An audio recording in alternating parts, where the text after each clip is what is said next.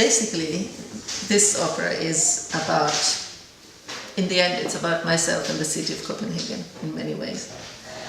When Concerto Copenhagen asked me, proposed the job to me, it was made clear that it shouldn't be performed in a regular theatre, but in some kind of a post-industrial building, and that it should have some links outside. So this is how we thought of it, as of an urban Baroque opera. We know why it's Baroque, and then we had to find ways to make it urban. And basically we got people involved that represented some of the most important structural features of the opera. When you read the Metamorphosis by Ovid, which inspired the libretto, Polifemo is presented as a vain character who looks at himself, at his reflection in the waters, and likes his own shaggy beard and long hair. And even Galatea is telling the whole story to another nymph, Scylla, as Scylla is combing her hair. So there is this very strong hair theme, vanity and hair theme in Aci Galatea Polifemo. So this is how we involved Jens Gunnar, who is a Copenhagen-based hair and makeup stylist, so that we would take the theatre out to the city and the city into the theatre. And the same thing happened with Ossip Frolov, who is goldsmith and who, like Polifemo, can turn rough material, like Polifemo's emotions, into beautiful shapes, into the feelings he has for Galatea. And so this is also another way of connecting the plot of this opera out to the city of Copenhagen and bringing a Copenhagen-based artist who is normally not working in the theatre. And then the third Copenhagen bridge is you, Theatre Design, this fantastic group of young theatre professionals who were able to turn a post-industrial building in an opera house in a very short time. So set designer and costume designer, light designer, and a production manager. And then there's Concerto Copenhagen. They even bear the name of the city in their own name. So I think that's also a way to stage. They are on stage in the center of the stage. And I think it's a very good way. It's another one of the bridges that connect the stage to the city. And it's a city that has been turning into a very dear place for me in these past few years for many reasons. So it's also, it feels very good to declare my love.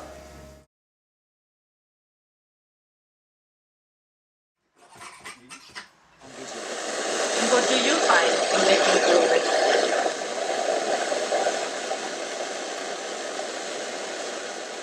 I find a very exciting way of making a living. I find giving people the joy of meeting themselves, giving people the joy of a new possibility. I see jewelry a lot as a talisman, as an empowering picture put into 3D metal and stones that can make you, they can give you abilities, they can make you not more than you already are, that can connect you with what you are and what the world is about for you.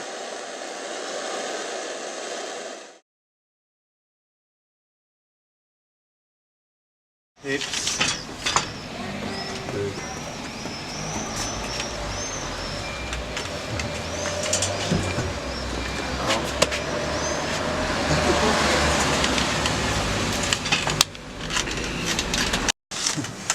So what do you when you open the score for the first time, a piece that you don't know, what strikes you? What do you look for? What jumps out at you? Do you hear something? Do you see something?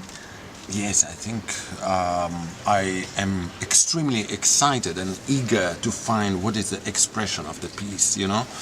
And especially with Handel, who is such a theatrical composer, more than maybe any composer of his time, it's quite fascinating to see how he deals with the general tension of operatic piece, like this serenade, which is not really a proper opera, but it's a sort of small-scale opera. He called it himself a serenata, serenade. So there are only 3 singers, differently from a big opera, and also the size is a bit shorter. I think we are within the 2 hours. And the wonderful thing in Handel is that you expect and find in the score this wonderful alternation between lamenting, very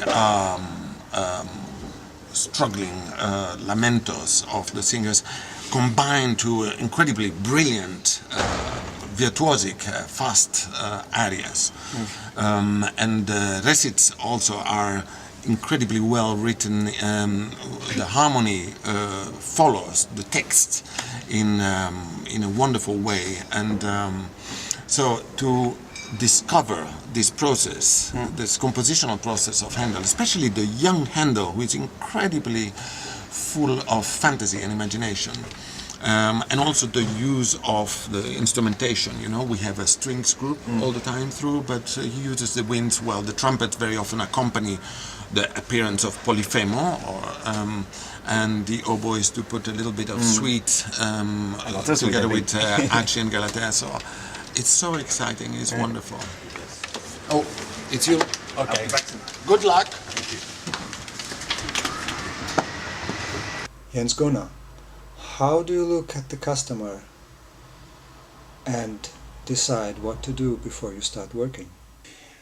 When I start, working before a haircut or a blow dry or a styling situation, I basically always have, the feeling of the hair is what I'm looking for. I would more say, what kind of feeling do I have in the hair and the texture, because I know from the color and every hair grows around with the clock to kind of emphasize and work with the different kind of parts about around the face. So I'm really more about structure and how can I restructure it so I can make a shape, like a men's shape, it goes in and out, or a women's shape goes roundish and more soft at the end. So this way I can more think about the length compared to what kind of structure I have.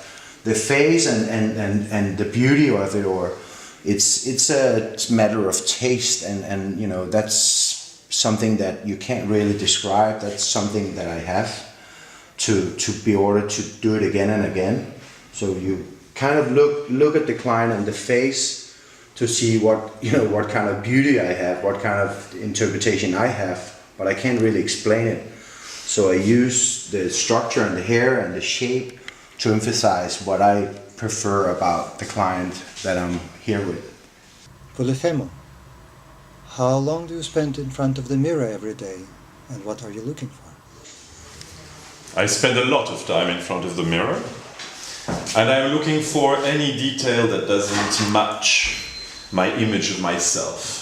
And if I find it, I either try to remove it physically, or I just look at myself until I have reshaped my features with my willpower. When I look at stillness through many storms, I look into my eyes for the rejection that is there every day. I look through fog. I look at my scars, I look at my hands, my feet, to try and read what they're telling me. I don't have a mirror. I'm a shepherd. I sit on the mountain, look at my sheep, and maybe I look in a pool and see my reflection every so often. And then I look to see if my eyes are shiny and bright, and if they are, then I'm okay. Mockery, derision. How does it feel to be mocked by your beloved? What does wound you? And how is it to be mocking your beloved? Mockery stings. Yes, it stings because it belittles. Yes, and no great being of this world really can bear mockery or being belittled. I think passion is always merciless, moreover if it's overwhelming, and whether you reciprocate it or not, it is passio, it is suffering, enduring. I consider it to be a severe depression of self-esteem in which you need the other's gaze on you to validate your existence, your own value. Aci, fear, how do you react to it? I get sweaty, and my throat goes dry, and my heart starts to race, and the hairs stand up on the back of my neck, and I'm ready to fight. But is that a good idea? I have to sort of decide, fight or flight. I'm always scared by my own words. It means you have to act. Because words alone aren't enough. And once they're out there, you have to act.